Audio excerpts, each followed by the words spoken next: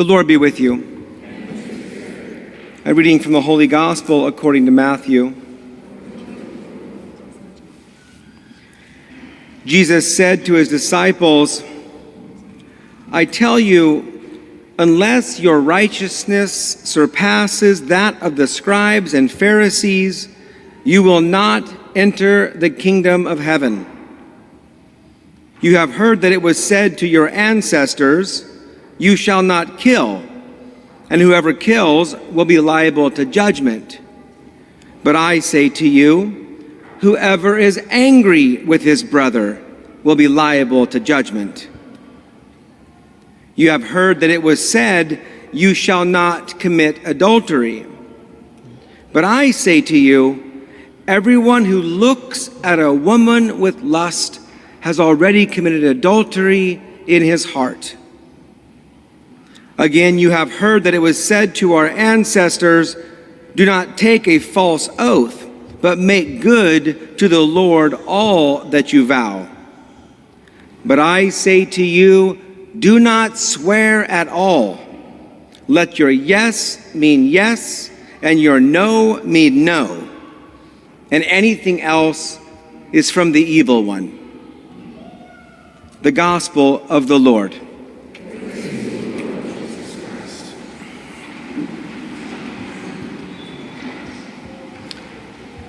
I'll just ask this question. Probably many of you know the answer. Do you know how to eat an elephant?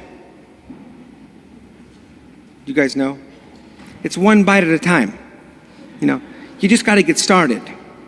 One bite at a time. That's true. Bites, well, they're not all that big, but you'll get there eventually. I've heard it also said something similar, that a journey of 100 miles starts with what? The first step. That's very true as well. I have something else that's very true for you today. Infidelity.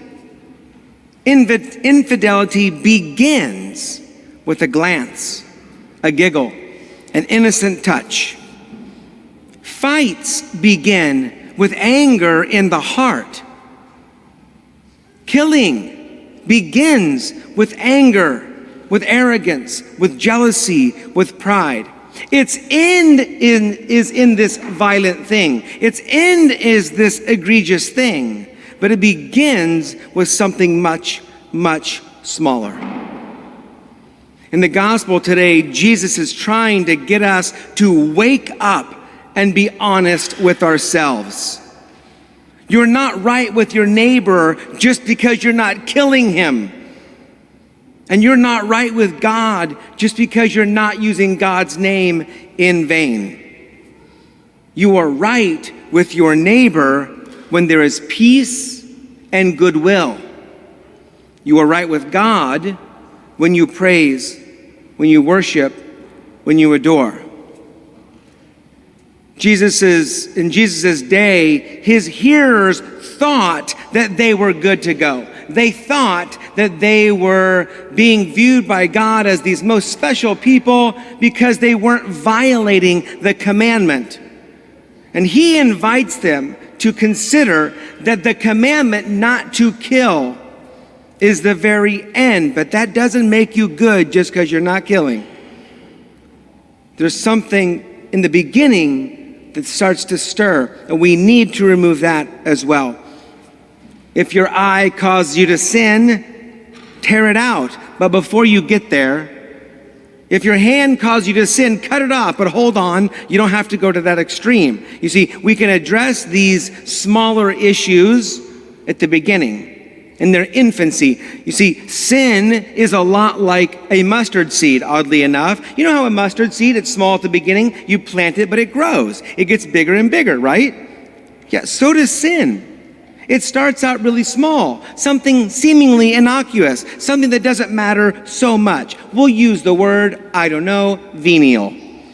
This small venial thing that is small in nature, not egregious, does not violate our relationship with God or our neighbor, but at the end of the day, it is still unloving and it places a burden on our relationship with God or neighbor.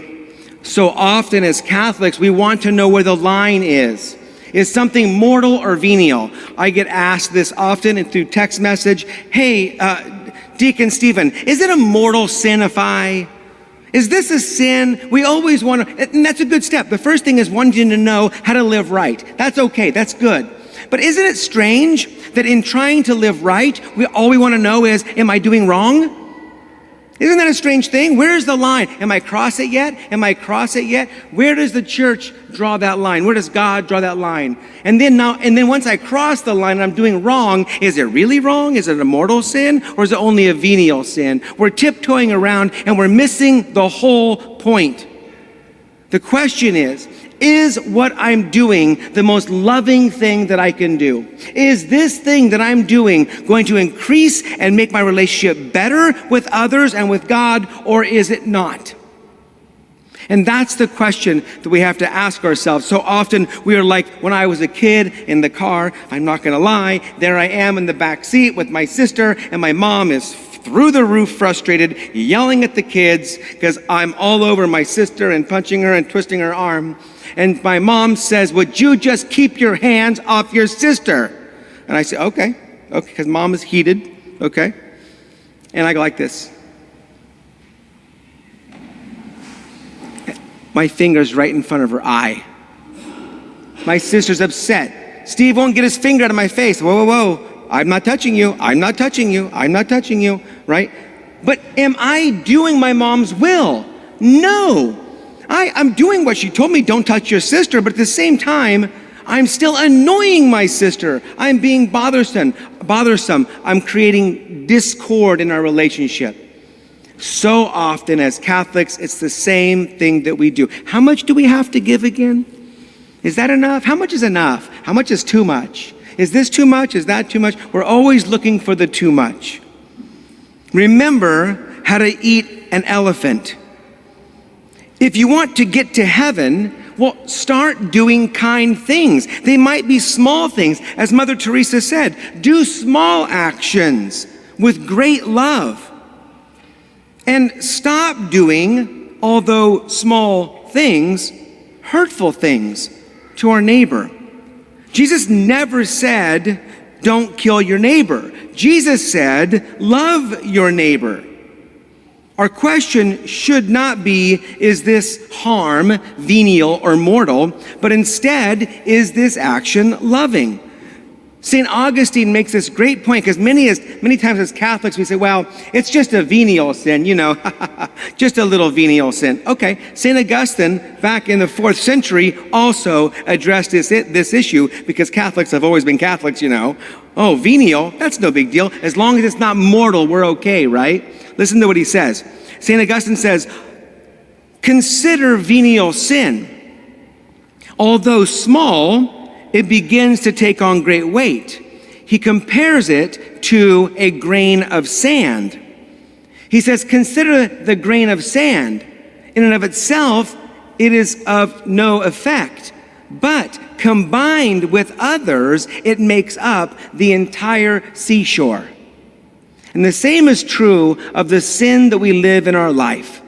If we have a lot of little ones, well, that's not so bad. They're just little vices here and there. They begin to accumulate.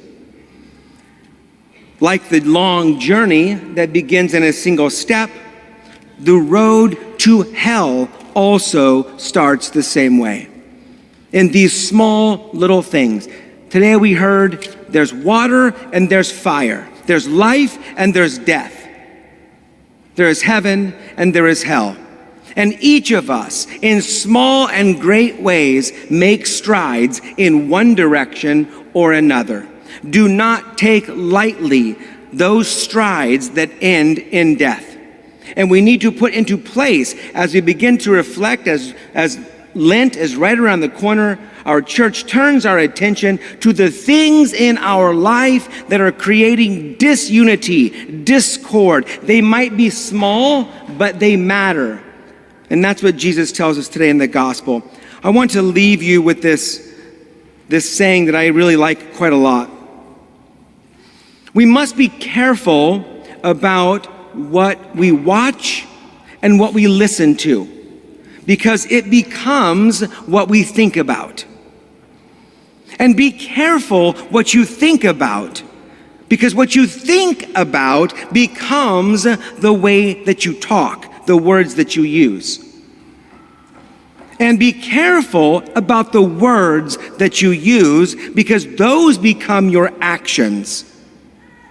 And watch carefully about your actions, because those become your habits. And your habits become your character. And it is your character that is destined for eternal damnation or eternal reward. And it starts today, and it starts by looking at a long, hard look at our life and making choices that move us toward life, even if those steps are small. Amen?